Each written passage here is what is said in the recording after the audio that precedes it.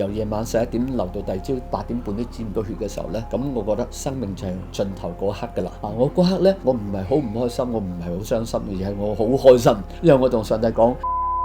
歡迎嚟到你講牧師福。今日好開心咧，我哋可以請嚟黃志成牧師咧，幫我哋解答一啲信仰上面嘅問題嘅。咁黃牧師曾經講過咧，你覺得你而家生命係已經係賺翻嚟㗎啦。咁喺由切除腸道到跑半馬嘅過程中咧，點樣可以重塑你對呢個身體聖靈嘅殿嘅理解？跑步同埋喺信仰操練上面有冇啲咩關聯？人生係一個不斷經歷嘅一個過程，你冇經歷過傷患，冇經歷過大病，冇經歷過身體離死這不半步咧，你冇呢啲經歷咧，你都唔會明白身體聖靈嘅殿係咩意思。而我98年嘅時候咧，當我腸出血，由夜晚11點流到第二朝8點半都止唔到血嘅時候咧，咁我覺得生命就係盡頭嗰刻㗎啦。我嗰刻咧，我唔係好唔開心，我唔係好傷心，而係我好開心，因為我同上帝講 I'm ready to go，因為我唔需要再星期六晚又預備講章，預備3點半夜，第二朝星期日一早去教會，由朝到晚喺教會，身心靈好疲累啊，好想脫離呢個環境，所以我好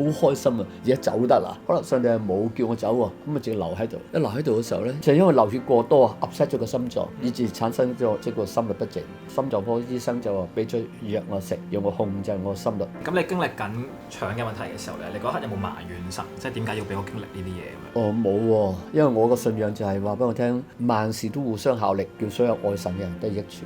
所有嘢臨到我都係最好嘅。我有呢啲嘅問題，我唔會俾呢啲問題控制住我。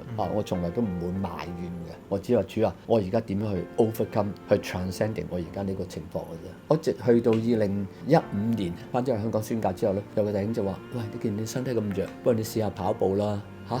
我從未試過跑步喎，係因為醫生話唔可以做劇烈運動啦，唔可以停藥啦，所以一直都冇20年啦。咁到15年3月15號，點解咁記得呢個日子呢？ In case 心臟科醫生問我點解咁 worse 咗嘅時候呢，我就話開始咗跑步咯。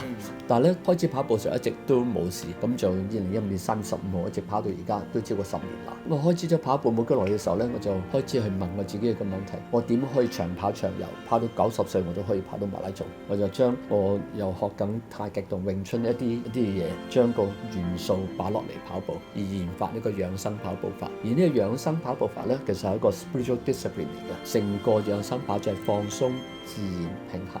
咁呢個都係我係推動，讓更多唔喐嘅人可以喐起上嚟。嗰時候開始，我發現我身體越嚟越健康啦，越嚟越精神啦。練跑就係我嗰個 me time，如果唔操練就冇嘅，生命唔操練就冇。好，咁今日非常之多謝黃牧師咧，幫我哋嘅解答，我哋下集見。